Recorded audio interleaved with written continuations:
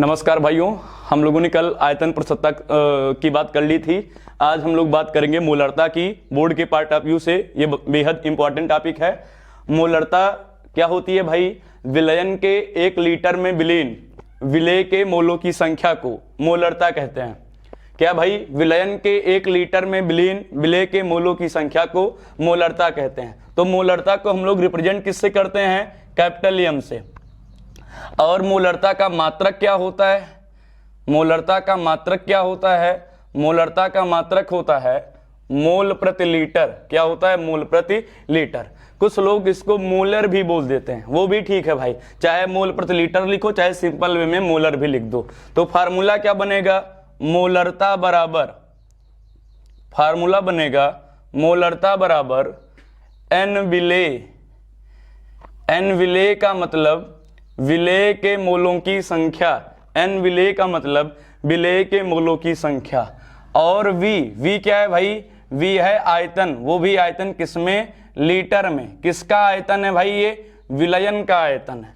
आयतन लीटर में, आयतन लीटर में। ये किसका आयतन है? विलयन का आयतन है। विलयन का आयतन लीटर में। तो मोलरता बराबर हो गया एन विलेय बटा वी क्या है? विलयन का आयतन। मैंने कल भी बात किया था कि एन विलेय कैसे निकालेंगे। जिन लोगों ने नहीं ध्यान दिया है वो दोबारा देख लेंगे बार। एन विलेय बराबर होगा, एन विलेय बराबर होगा डब्लू विलेय। एन विलेय बराबर होगा डब्लू विलेय बटा एम विलेय। अब भाई साहब डब्लू क्या है? डब्लू है विलेय का ग्राम में भार, यम क्या है? अणु भार। तो अब हम लोग सवाल की चर्चा करेंगे। जैसे एक सवाल की बात कर रहे हैं। सवाल कह रहा है कि 5 ग्राम NaOH है। सवाल कह रहा है कि 5 ग्राम NaOH है और जो है 450 ml H2O है।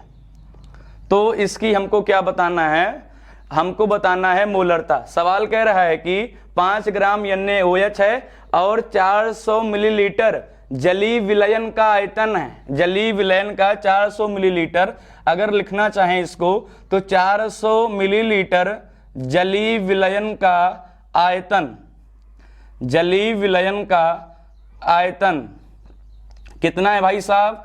450 मिलीलीटर। तो सवाल कह रहा है मोलरता ज्ञात कीजिए। तो सवाल कह रहा है कि मोलरता ज्ञात कीजिए। सवाल ने दिया क्या है? 5 ग्राम NaOH दिया है और जलीय विलयन का आयतन कितना दिया है? 450 मिलीलीटर। सवाल कह रहा है मोलरता ज्ञात कीजिए। तो हमें मोलरता निकालने के लिए एन विलेय चाहिए। यहाँ पे एन विलेय नहीं दिया है, सिर्फ डब्लू दिया है। तो हम लोग एन विलेय निकाल लेते हैं। कैसे निकालेंगे एन विलेय? चलो भाई, एन विलेय, एन विलेय बराबर होगा डब्लू विलेय। सवाल ने डब्लू विलेय दे रखा है। कितना ग्राम दे रखा है? 5 ग्राम दे रखा है। और अब हम लोग एम विलेय निकालेंगे, मतलब विलेय का अणुभार। तो देखो भाई साहब, Na का अणुभार होता है 23। Na का कितना होता है अणुभार?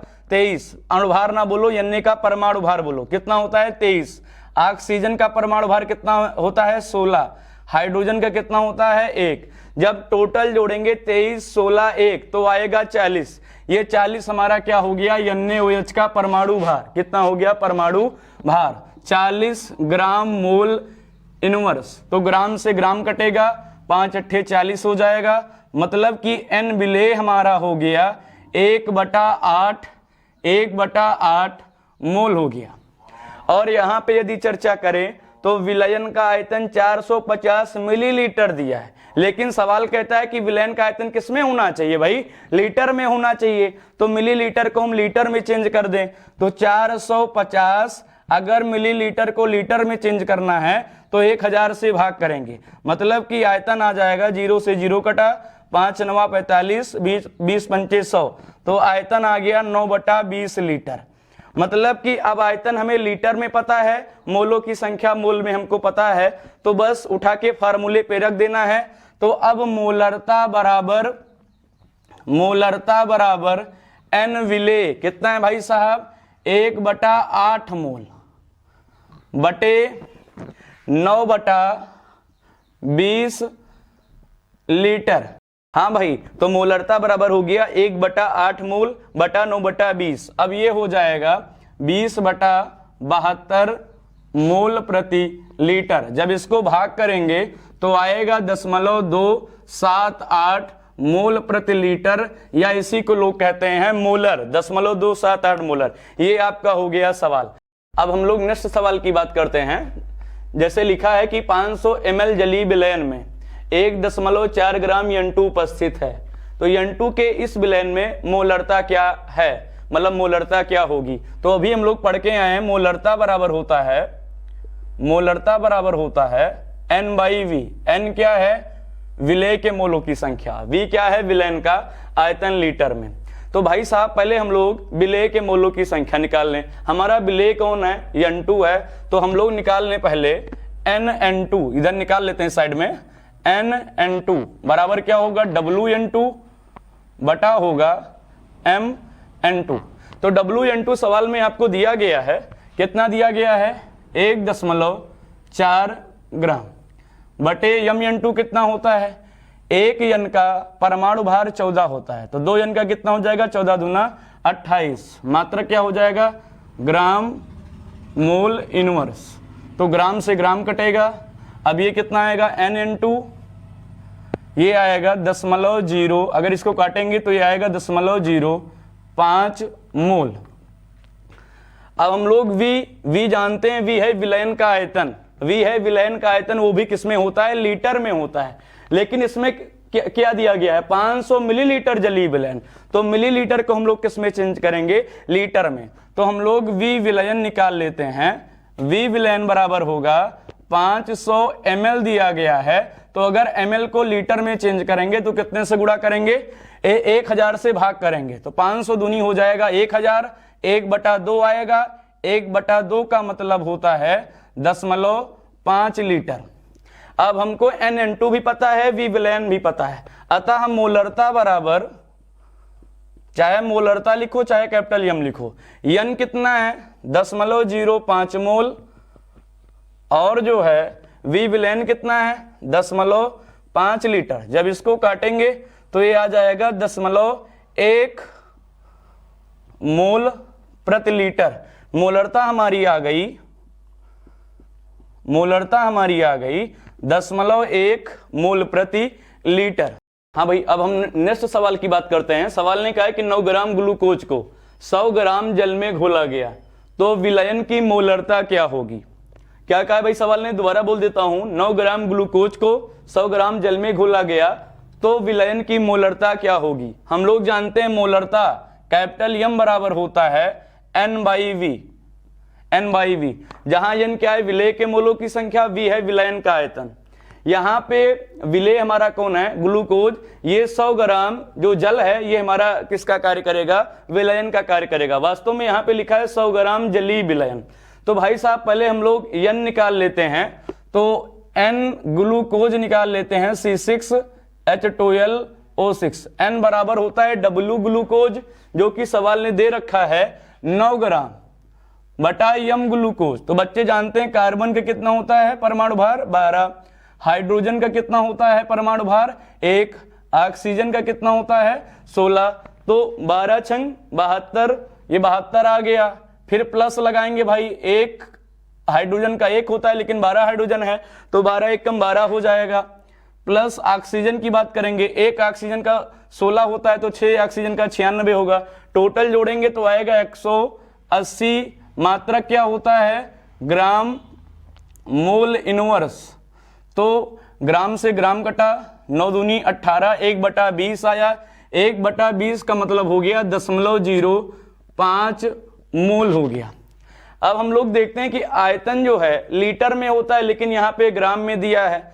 तो भाई साहब ग्राम को लीटर में चेंज कर लें। हम लोग जानते हैं 1 लीटर में 1000 ग्राम होता है, लेकिन याद रहे ये किसके 1 लीटर में 1000 ग्राम रहेगा, जब जल रहेगा। तो जल कितना ग्राम है, 100 ग्राम। यदि 1 लीटर में 1000 ग्राम किसके लिए है, जल के लिए है भाई, कि जल जब 1 लीटर होता है तो वो 1000 ग्राम के बराबर होता है। तो 1 ग्राम में कितना हो गया, 1 लीटर बटा 1000। और सवाल ने कितना ग्राम कहा है, 100 ग्राम। अतः 100 ग्राम में कितना हो जाएगा, 1 लीटर बटा 1000 गुणे 100, तो 2 जीरो से 2 जीरो कट गया, मतलब कितना आ गया 0.1 लीटर बराबर 100 ग्राम जल। 100 ग्राम जल कितने लीटर के बराबर है, 0.1 लीटर के बराबर है। अब हमें आयतन भी पता चल गया और मोलों की संख्या भी पता चल गई। तो कैपिटल एम बराबर, ये मोलरता है एन, अब मोलरता है यम, यम बराबर होता है एन, सवाल ने कितना दिया है 0.05 मोल, बटे आयतन कितना दिया गया है 0.1 लीटर, 1 से 1 कट जाएगा, मोलरता हमारी कितना आ जाएगी 0.5 मोल प्रति लीटर। ये हमारी क्या आ गई, मोलरता आ गई। हाँ भाई, अब लिखा है H2SO4 के 20% W/W। इसका क्या मतलब है भाई, कल हमने पढ़ा था द्रव्यमान प्रतिशतता, तो W/W किसको रिप्रेजेंट कर रहा है, द्रव्यमान प्रतिशतता, या इसी को हम लोग भार प्रतिशतता कहते हैं। तो सवाल कह रहा है H2SO4 के 20% विलयन की मोलरता की गणना कीजिए। तो देखो भाई, पहले तो हम लोग क्लियर कर लें, H2SO4 के 20% W/W से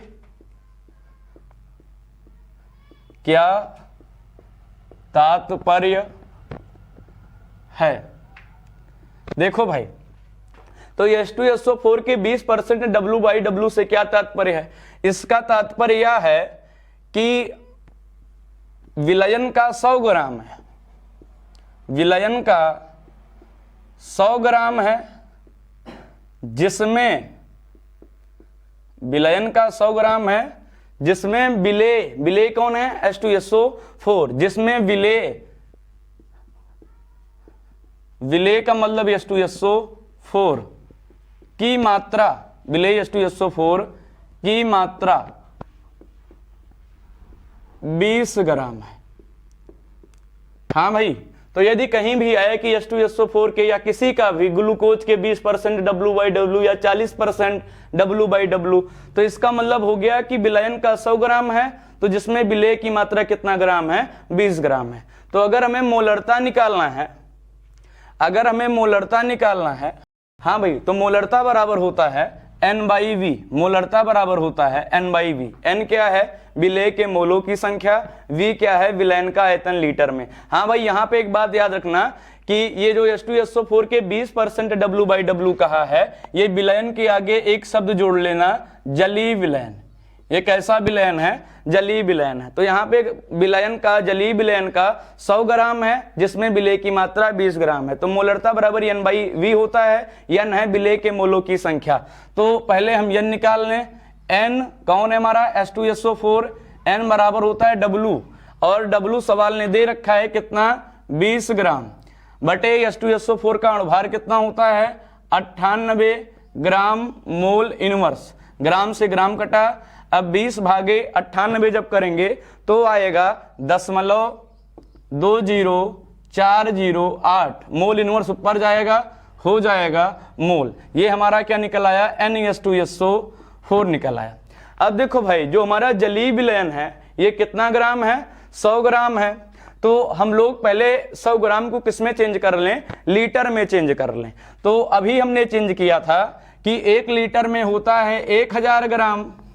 तो अगर हमसे कोई पूछेगा 100 ग्राम में कितना लीटर होता है, पिछले सवाल में हमने किया था, तो 100 ग्राम में होता है 0.1 लीटर। 100 ग्राम में कितना लीटर होता है, 0.1 लीटर। बशर्ते याद रहना चाहिए यहाँ पे कैसा विलयन है, जलीय विलयन है, जो कि सवाल ने दे रखा है। तो 100 ग्राम में कितना लीटर होता है, 0.1 लीटर होता है। तो मोलरता बराबर हो गया, मोलरता बराबर हो गया N है विलेय के मोलों की संख्या, जो कि आई है 0.20408 मोल, बटे विलयन का आयतन कितना आया है 0.1 लीटर, 0.1 लीटर। अब अगर दशमलव से दशमलव कटेगा तो 0.1 अंक पीछे चला जाएगा, कितना आ जाएगा 2.0408 मोल प्रति लीटर। यही हमारी क्या हो गई, मोलरता। मैं एक बार सवाल को दोबारा बोल देना चाहता हूं कि H2SO4 के 20% W/W। यहाँ पे जलीय विलयन बोला गया है, जलीय विलयन की मोलरता की गणना कीजिए। तो H2SO4 के 20% W/W से क्या तात्पर्य है? तो इसका तात्पर्य यह है कि जलीय विलयन का 100 ग्राम है, जिसमें विलेय की मात्रा कितनी है? 20 ग्राम है। अतः हम लोग पहले NH2SO4 निकालेंगे। NH2SO4 क्या हो जाएगा? N बराबर W/M 20/98 भाग करेंगे, आएगा 0.20408। अब जलीय विलयन का 100 ग्राम है तो लीटर में चेंज करेंगे, तो 1 लीटर में कितना ग्राम होता है? 1000 ग्राम। 100 ग्राम में कितना लीटर होगा? 0.1 लीटर होगा। तो फार्मूले पे रखेंगे तो N बराबर कितना आ जाएगा? 2.408 मोल प्रति लीटर हो जाएगा। मोलरता दूसरे प्रकार से कैसे निकालेंगे? जैसे हमने लिया है एक पात्र, इस पात्र में कोई विलयन भरा है, इस विलयन में कौन है भाई? विलेय है। विलयन में आपको पता है कौन कौन होता है? विलेय है और विलायक है। अब हमने कोई दूसरा पात्र लिया और इसमें भी विलयन भरा। हाँ भाई साहब, इस विलयन में भी यही विलेय है और यही विलायक है, लेकिन इस बार हमने विलायक की मात्रा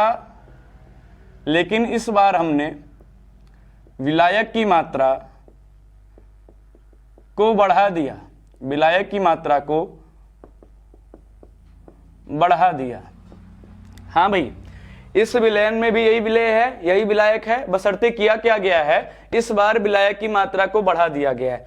हमने कहा कि यहाँ पे इस विलयन के लिए मोलरता M1 है और आयतन जो है विलयन का V1 है।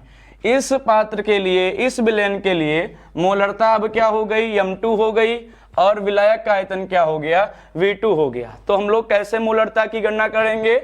देखो भाई, हमने यहाँ पे M1 मोलरता लिया, V1 आयतन लिया, लेकिन हमने विलेय के मोलों की संख्या में कोई चेंज नहीं किया। जो विलेय के मोलों की संख्या यहाँ पे थी, वही विलेय के मोलों की संख्या यहाँ भी होगी, क्योंकि हमने परिवर्तन किसमें किया है? विलायक की मात्रा में। अर्थात हमने विलेय में कोई परिवर्तन नहीं किया। जब विलेय में कोई परिवर्तन नहीं करेंगे तो क्या विलेय के मोलों की संख्या में कोई परिवर्तन आएगी? बात ही नहीं आएगी। तो हम लोग जानते हैं मोलरता M बराबर होता है N/V।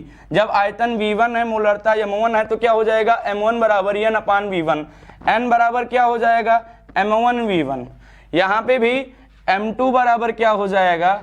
N/V2, क्योंकि विलेय में कोई परिवर्तन किया नहीं गया है, ना विलेय की मात्रा घटाई गई है, ना विलेय की मात्रा बढ़ाई गई है। तो N बराबर क्या हो जाएगा? M2V2। ये इक्वेशन मान लो फर्स्ट, अगर इसको कह दो इक्वेशन सेकंड, तो क्या बन गया? यदि समीकरण 1 और 2 की तुलना करेंगे तो आ गया M1V1 बराबर हो गया M2V2।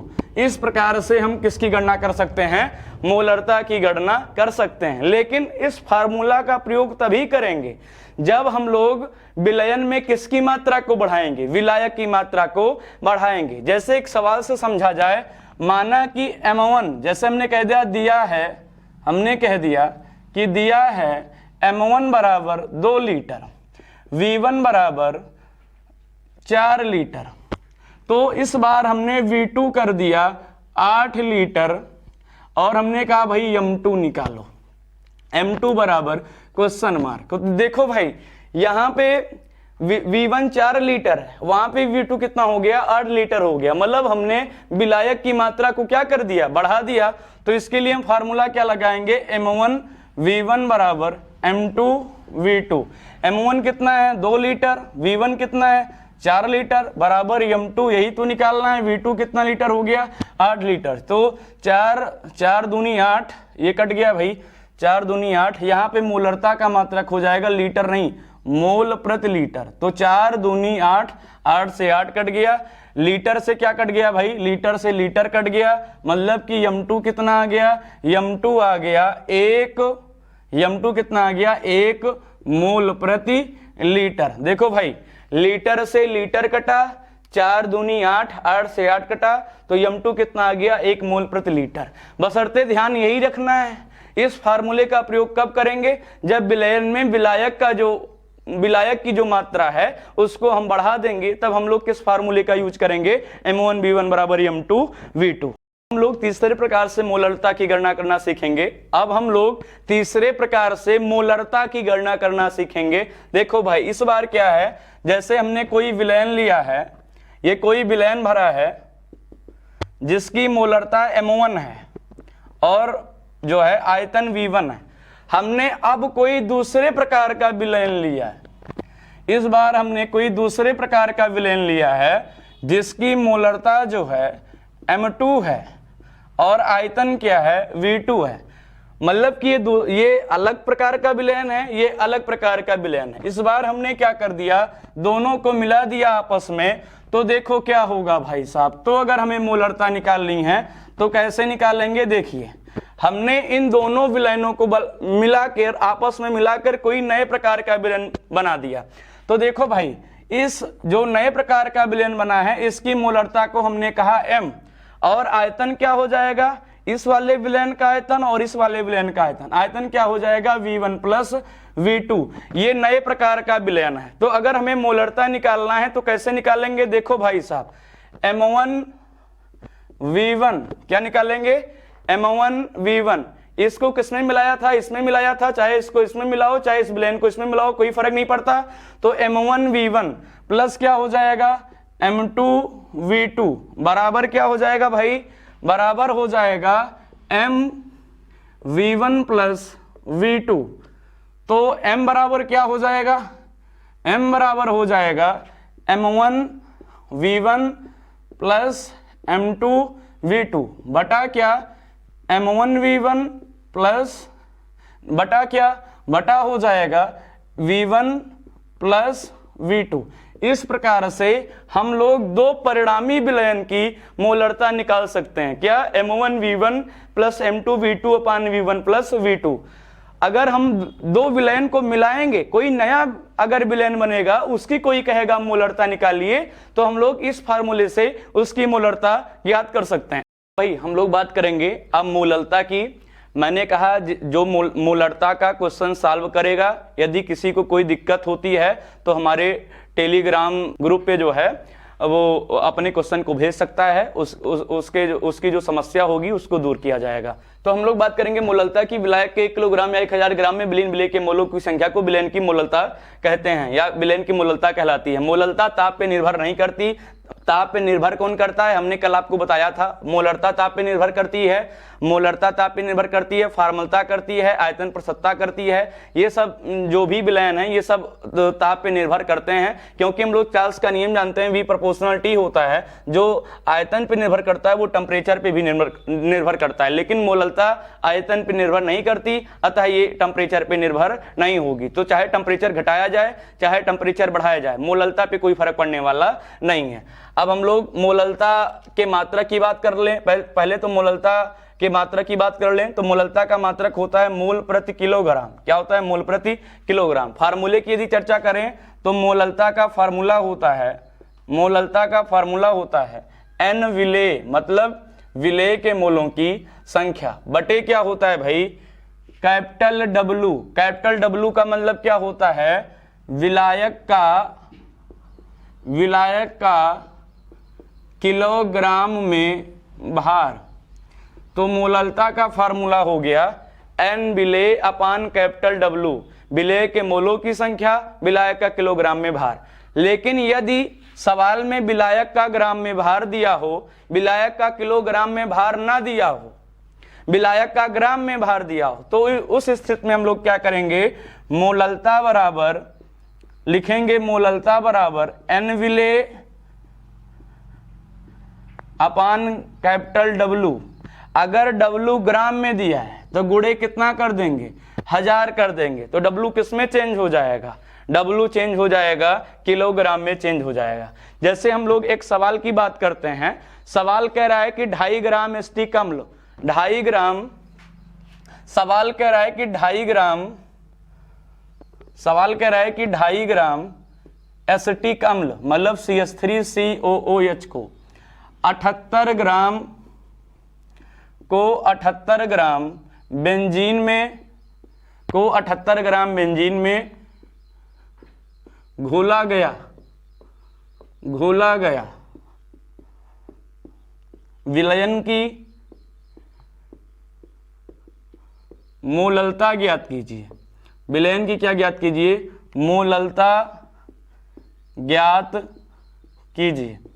तो हम लोग जानते हैं भाई, सवाल एक बार दोबारा पढ़ देता हूं। 2.5 ग्राम एस्टिक अम्ल को 78 ग्राम बेंजीन में घोला गया, विलयन की मोललता ज्ञात कीजिए। हम लोग जानते हैं मोललता बराबर होता है, मोललता बराबर होता है N/W।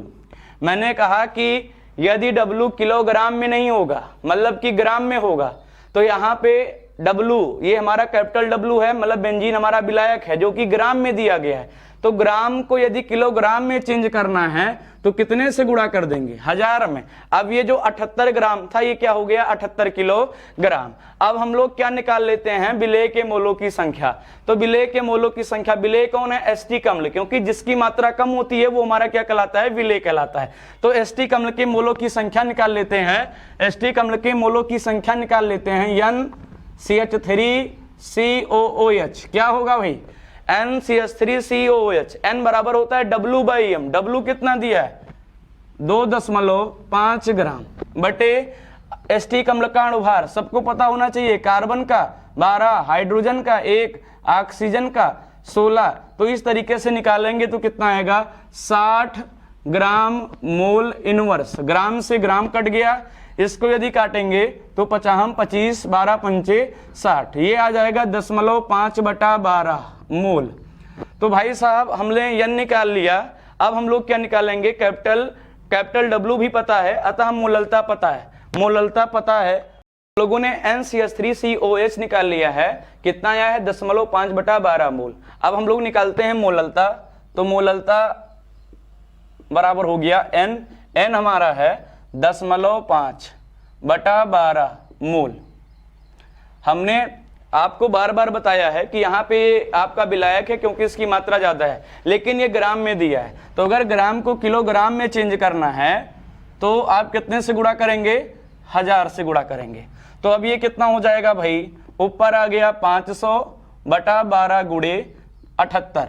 मात्रक क्या आया? मोल प्रति किलोग्राम। यदि आप सवाल लगा रहे हैं, मात्रक आपका सही है तो सवाल सही भाई। तो मोललता हमारी, मोललता बराबर, अब देखो ये मोललता बराबर, इसको गुणा करेंगे तो कितना आएगा? 1000 का गुणा 10.5 में होगा 500 आएगा, 12 78 के पास चला आएगा, बटे 12 गुणे 78 हो गया। जब इसको भाग करेंगे तो ये आएगा 10.5 मोल प्रति किलोग्राम। बस दशमलव के 1-2 अंक बहुत है, अगर चाहें तो आप लोग आगे निकाल सकते हैं। तो यही हो जाएगी आपकी मोललता, हो जाएगी 10.5 मोल प्रति किलोग्राम। अब हम लोग नेक्स्ट सवाल की बात करते हैं। जैसा आपको अंकित, जैसा बोर्ड पे अंकित है सवाल, आप लोग देखिए। एक लवण का अणुभार 60 है, इस लवण के 9 ग्राम को 250 ग्राम जल में घोला गया, इस विलयन की मोललता की गणना कीजिए। अब इसमें ये 250 ग्राम जल हमारा क्या हो गया? विलायक हो गया, मतलब ये W हो गया, कैपिटल W। कितना ग्राम हो गया भाई? 250 ग्राम हो गया। और लवण का अणुभार तो हमने लिख दिया यहाँ पे स्मॉल m साल्ट। साल्ट का मतलब क्या होता है भाई? लवण। ये कितना है भाई? 60 है। मात्रक क्या होता है? ग्राम मोल इनवर्स। अणुभार का मात्रक होता है ग्राम मोल इनवर्स।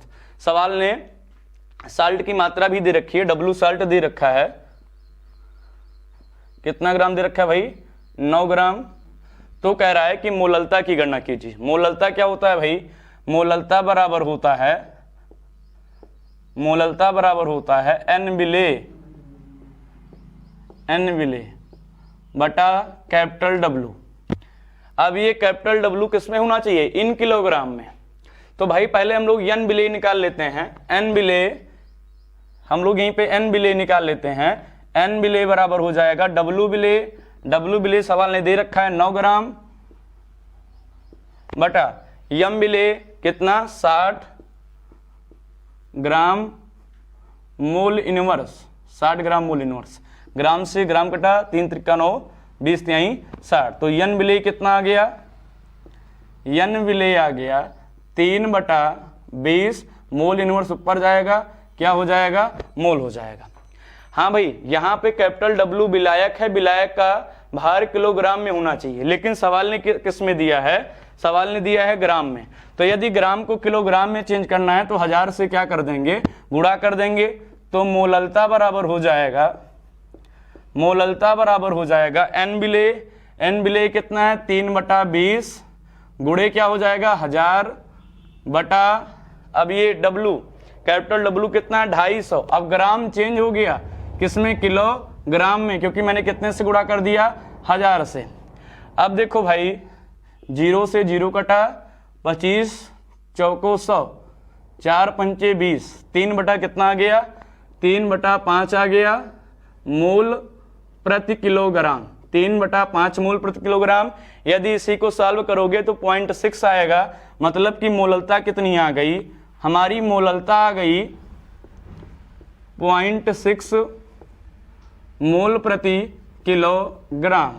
ये आपकी क्या हो गई, मोललता हो गई।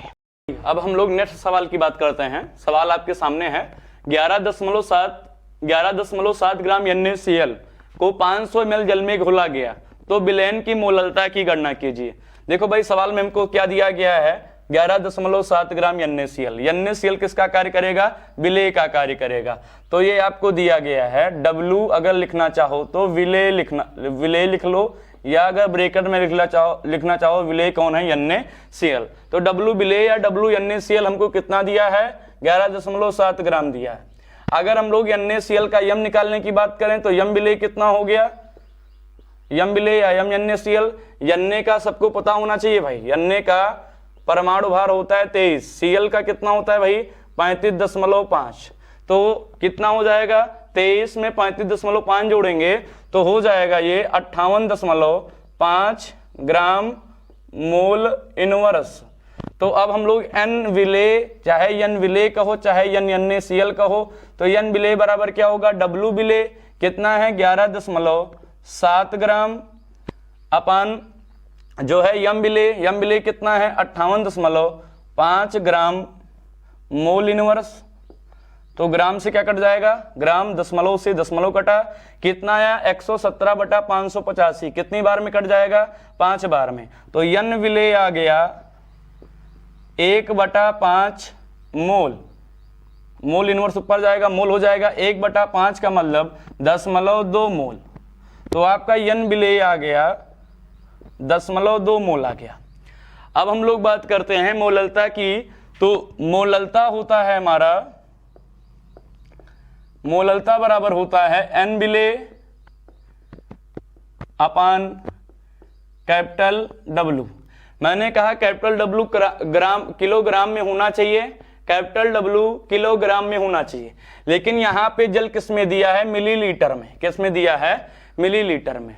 तो इस मिलीलीटर को हम लोग पहले चेंज करेंगे लीटर में। चलो ऐसे चेंज कर लेते हैं भाई। हाँ, 500 मिलीलीटर जल कहा गया है, तो 1 लीटर में होता है 1000 मिलीलीटर, और 1 लीटर में कितना ग्राम होता है 1000 ग्राम। देखो भाई 1 लीटर में होता है 1000 मिलीलीटर, और 1 लीटर में कितना ग्राम होता है 1000 ग्राम। स्पेशली किसके लिए है, जल के लिए।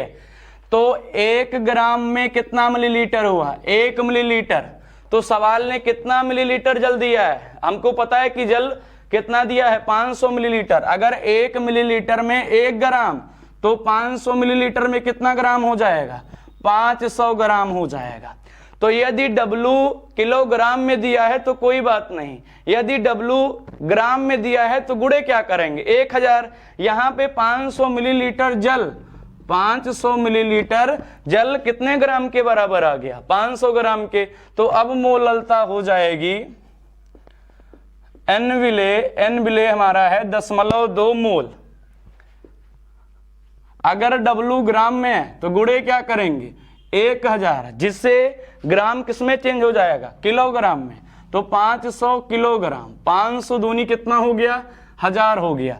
तो 0.2 में 2 का गुणा होगा, कितना आएगा 0.4 मोल प्रति किलोग्राम।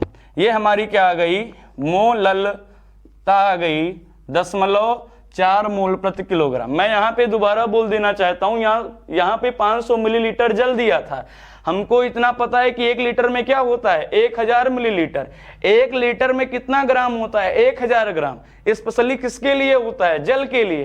तो 1000 ग्राम बराबर 1000 मिलीलीटर हो जाएगा, अर्थात 1000 से 1000 कटेगा, मतलब 1 ग्राम में कितना मिलीलीटर हो जाएगा? 1 मिलीलीटर। जल कितना मिलीलीटर दिया है? 500 मिलीलीटर, अतः 500 मिलीलीटर में कितना ग्राम हो जाएगा? 500 ग्राम। मतलब विलायक कितना ग्राम है? 500 ग्राम। जिसकी मात्रा ज्यादा होती है वो विलायक होता है, तो 500 ग्राम विलायक हो जाएगा। लेकिन यहाँ पे किलोग्राम में होना चाहिए डब्लू इन किलोग्राम में, तो उसके लिए हमने कितने से गुणा कर दिया? 1000 से गुणा कर दिया, अतः मोललता हमारी कितना आ गई? 10.4 मोल प्रति किलोग्राम आ गई। अब हम लोग बात करेंगे मोल अंश या मोल प्रभाज्य की। तो मोल अंश या मोल प्रभाज्य क्या है? तो देखो भाई, कोई विलयन है तो विलयन के हम लोग कितने अंश या घटक, अंश माने भाग, अंश माने क्या होता है? भाग।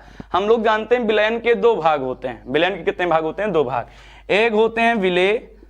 वैसे तो विलयन में एक से ज्यादा विलेय हो सकते हैं, लेकिन मैं बार बार कहता हूं, मैं बाइनरी विलयन पढ़ रहा हूं, उसमें एक ही विलेय होता है और एक ही विलायक होता है। तो मोल अंश या मोल प्रभाज्य, तो विलयन का कितना अंश होता है भाई? 2 अंश। एक होता है विलेय, दूसरा होता है विलायक। हाँ, तो हम लोग मोल अंश कैसे निकालेंगे? तो जैसे हमसे कहा गया, पहले तो हम लोग मोल फ्रैक्शन को, मोल अंश को प्रदर्शित किससे करते हैं? जाई से। किससे प्रदर्शित करते हैं? जाई से। जैसे हमसे कहा गया जाई विलेय निकालिए, तो जाई विलेय का मतलब क्या हो गया? हम लोग निकाले मोल अंश। किसका निकाले मोल अंश? विलेय का।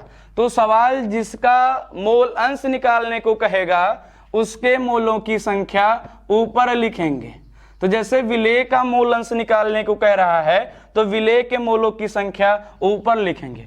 नीचे विलयन का कुल अंश, तो विलयन के कुल अंश में कौन कौन आ जाएगा? विलेय भी आ जाएगा और विलायक भी आ जाएगा। तो नीचे आ जाएगा n विलेय प्लस क्या आ जाएगा? n विलायक।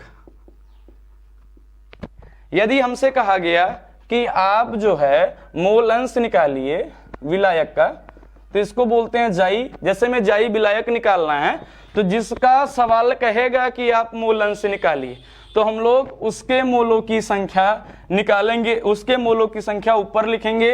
ये हो जाएगा n विलायक बटे, अब नीचे क्या होगा? विलयन का कुल अंश, तो n विलायक।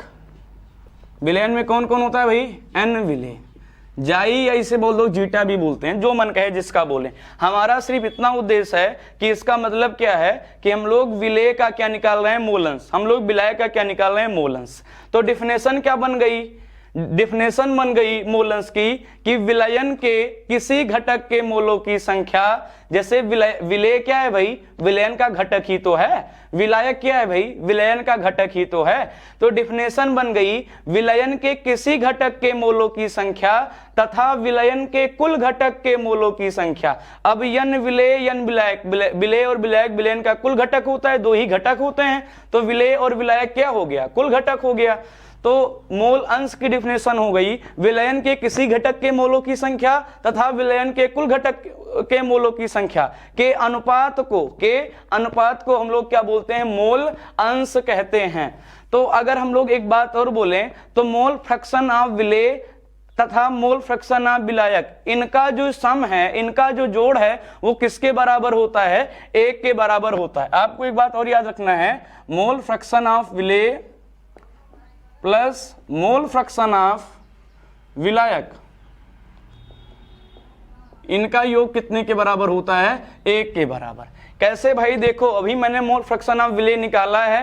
क्या निकाला है? यहीं पे देख लेते हैं ऐसे, n विलेय अपान क्या देखा है? n विलेय प्लस n विलायक। ऐसे ही अभी हमने मोल फ्रैक्शन ऑफ विलायक देखा। कितना देखा भाई साहब? n विलायक अपान n विलेय प्लस n विलायक।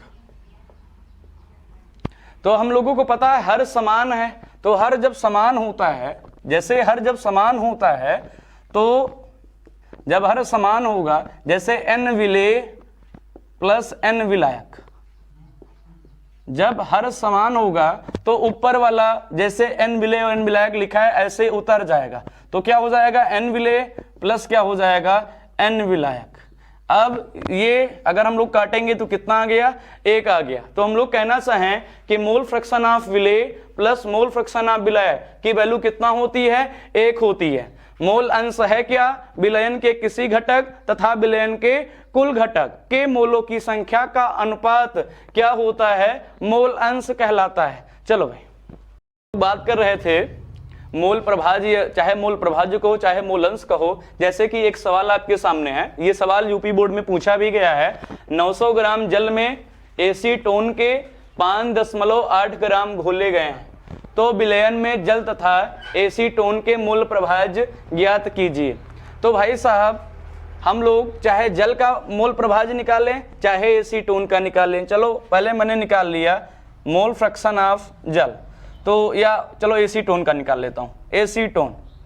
तो जब एसीटोन का मोल प्रभाज्य निकालूंगा, मैंने कहा जिसका मोल फ्रैक्शन आप निकालेंगे उसके मोलों की संख्या को कहां रखेंगे, ऊपर, क्योंकि मोल अंश की डिफिनेशन है विलयन के किसी घटक के मोलों की संख्या तथा विलयन के कुल घटक के मोलों की संख्या के अनुपात को हम लोग क्या बोलते हैं, मोल फ्रैक्शन बोलते हैं। तो यहाँ पे एसीटोन के यदि मोल फ्रैक्शन निकाल रहे हैं तो एसीटोन के मोलों की संख्या को कहां लिखेंगे, ऊपर लिखेंगे। तथा नीचे क्या होता है, विलयन का कुल। तो विलयन के कुल में कौन है, एसीटोन है तथा कौन है, जल है। तो NCH3COCH3 प्लस लिखेंगे NH2O। तो हम लोग पहले तो इधर बगल में NCH3COCH3 निकाल लेते हैं। तो N बराबर होता है W/M। तो एसीटोन का W कितना दिया है, 5.8 ग्राम। अब एसीटोन का अणुभार कितना होता है, सबको पता है, कार्बन का 12, हाइड्रोजन का 1 और जो है ऑक्सीजन का 16। जब आप लोग निकालेंगे 12 3 15, फिर 12, फिर ऑक्सीजन का 16 निकालेंगे तो आएगा 58 ग्राम मोल इनवर्स, ग्राम मोल इनवर्स। कार्बन का 12 प्लस हाइड्रोजन का 1, 1 3 3, 12 3 15, फिर कार्बन का 12 27, फिर ऑक्सीजन का ऐसे 16 रखेंगे, फिर 12 3 15, तो 15 15 15 30, 16 12 38, 38 15 और 12 3 15 15 15 30, 16 12 38 नहीं भाई 28, तो 30 28 कितना हो जाएगा, 58 हो जाएगा। तो ग्राम से ग्राम कटा और यहाँ पे 58 से 58 कटेगा, लेकिन एक दशमलव है तो वो NCH3COCH3 कितना आ जाएगा, 0.1 मोल इनवर्स ऊपर जाएगा, क्या हो जाएगा, मोल हो जाएगा। ये क्या हो गया, NCH3COCH3 हो गया। अब हम लोग क्या निकालेंगे, जल निकालेंगे। जल का NH2O निकालेंगे। NH2O बराबर होगा WH2O। कितना दिया है, 900 ग्राम दिया है भाई। तो 900 ग्राम बटे जल का अणुभार कितना होता है, 16 2 18, 18 ग्राम मोल इनवर्स। तो ग्राम से ग्राम कटा, 18 पंचे 90। NH2O कितना आ गया 50 मोल इनवर्स ऊपर जाएगा, हो जाएगा मोल।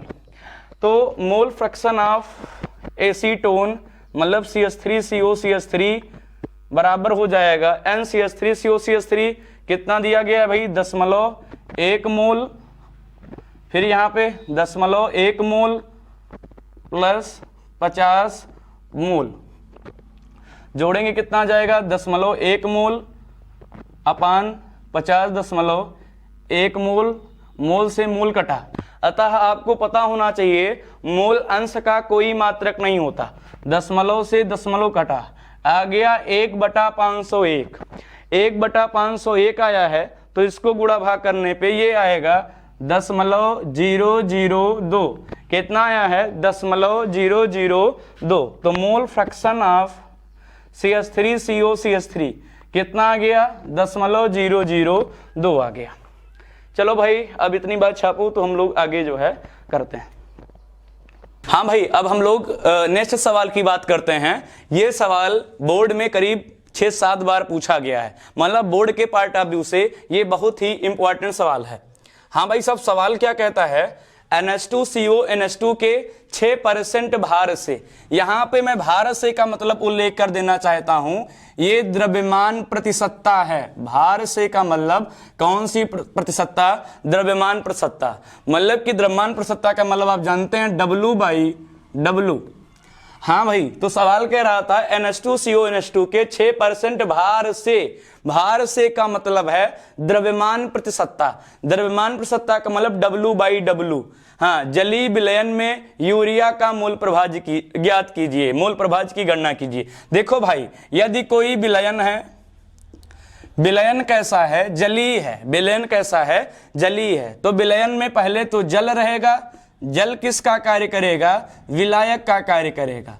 और दूसरी बात है कि विलयन में विलेय कौन है, तो विलेय आपको बताया जा रहा है NH2CONH2 है, मतलब कि यूरिया है। कैसे जानेंगे भाई यूरिया विलेय है और जो जल विलायक है, तो NH2CONH2 के 6% W/W, NH2CONH2 के 6% W/W से यह तात्पर्य है, से यह तात्पर्य है कि विलयन का 100 ग्राम, हाँ भाई साहब, विलयन का कितना ग्राम है, 100 ग्राम है। विलयन के 100 ग्राम में विलेय अर्थात यूरिया, विलेय का मतलब क्या हो गया, यूरिया, NH2CONH2 की मात्रा 6 ग्राम है। कितनी ग्राम है, 6 ग्राम है। भाई साहब, NH2CONH2 के 6% W/W से यह तात्पर्य है कि विलयन का 100 ग्राम में या विलयन के 100 ग्राम में 6 ग्राम यूरिया है। यहां से हमें NH2CONH2 का W पता चल गया। W कितना ग्राम है भाई साहब, 6 ग्राम है। तो N कितना आएगा, N, NH2CONH2 कितना आएगा, N बराबर होता है W/M। W कितना है, 6 ग्राम। और यूरिया के लिए सबको पता है, पहले N का कितना होता है, 14, C का कितना होता है, 12, ऑक्सीजन का कितना होता है, 16, और H का कितना होता है, 1। तो जब यूरिया के लिए हम लोग अणुभार निकालेंगे तो N का 14, ऑक्सीजन का 2, 14 2 कितना हो गया, 16। यहाँ भी NH2 का 16, 16 16 32, ऑक्सीजन का 16 और कार्बन का 12, 16 12 28, तो 32 28 हो गया 60। तो ये हो गया 60 ग्राम मोल इनवर्स। तो ग्राम से ग्राम कटेगा, 6 दहम्मा 60, 1/10, 1/10 का मतलब हो गया 0.1 मोल। तो हमने यूरिया के मोलंस को मोलों की संख्या को निकाल लिया। हमने किसके मोलों की संख्या को निकाला, यूरिया के। अब हम लोग किसके मोलों की संख्या को निकालेंगे, जल के। तो N जल कैसे निकालेंगे, देखो भाई, यदि विलयन 100 ग्राम है तो और उसमें विलेय 6 ग्राम है, तो आपको पता है कि विलयन बराबर होता है विलेय प्लस विलायक। विलयन बराबर क्या होता है, विलेय प्लस विलायक। तो यदि हमें विलायक की मात्रा चाहिए तो विलयन कितना ग्राम है, 100 ग्राम, जिसमें विलेय कितना ग्राम है, 6 ग्राम, प्लस विलायक। विलायक का मतलब हो गया, हम लोग जल की चर्चा कर रहे हैं, तो 100 में से 6 चला जाएगा, कितना आ जाएगा, 94 ग्राम। मतलब विलायक की मात्रा कितना ग्राम है, 94 ग्राम है। तो जल की हमें मात्रा पता चल गई, मतलब W पता चल गया। तो N जल बराबर W कितना ग्राम है, 94 ग्राम है, बटा जल का अणुभार कितना होता है, H2O का अणुभार होता है 16 2 18 ग्राम मोल इनवर्स। ग्राम से ग्राम कटा, इसको काटेंगे तो आएगा लगभग में 5.23 मोल इनवर्स, ऊपर जाएगा मोल हो जाएगा। तो अब हमें N जल भी पता है और NH2CO भी पता है। अब हम लोग यूरिया का मोल प्रभाज्य ज्ञात कर सकते हैं। पहले आप लोग इतना जो है लिख लीजिए। हाँ भाई, मोल फ्रैक्शन ऑफ NH2CONH2 निकालना है। तो मोल फ्रैक्शन ऑफ NH2CONH2 बराबर हो जाएगा 10.1 मोल अपान 5.33 मोल। मोल से मोल कट जाएगा, जैसे कि आपको विदित है कि मोल फ्रैक्शन का कोई मात्रक नहीं होता। जब इसको भाग करेंगे NH2CONH2 तो ये आएगा 0.188। कितना आएगा, 0.0188, 0.0188 आएगा। यदि सवाल ने हमसे कहा तो नहीं है, लेकिन यदि सवाल हमसे कह देता कि जल का मोल अंश निकालिए तो कैसे निकालते। हम लोग जानते हैं कि मोल फ्रैक्शन ऑफ विलेय प्लस मोल फ्रैक्शन ऑफ विलायक इक्वल टू कितना होता है, 1। मतलब mole fraction of H2O plus mole fraction of NH2CONH2, मतलब कि जल का मोल अंश प्लस विलायक का मोल अंश बराबर होता है 1 के। तो मोल फ्रैक्शन ऑफ H2O बराबर हो जाएगा 1 minus mole fraction of NH2CONH2। यहाँ पे हम लोग NH2CONH2 का मोल फ्रैक्शन रख देंगे, मतलब NH2CONH2 का मोल अंश रख देंगे, 1 में से घटा लेंगे, जो आएगा वही हमारा हो जाएगा जल का मूल अंश। अब हम लोग नेक्स्ट जो है क्लास में बात करेंगे नॉर्मलता की और फॉर्मलता की। आज के लिए इतना बहुत है।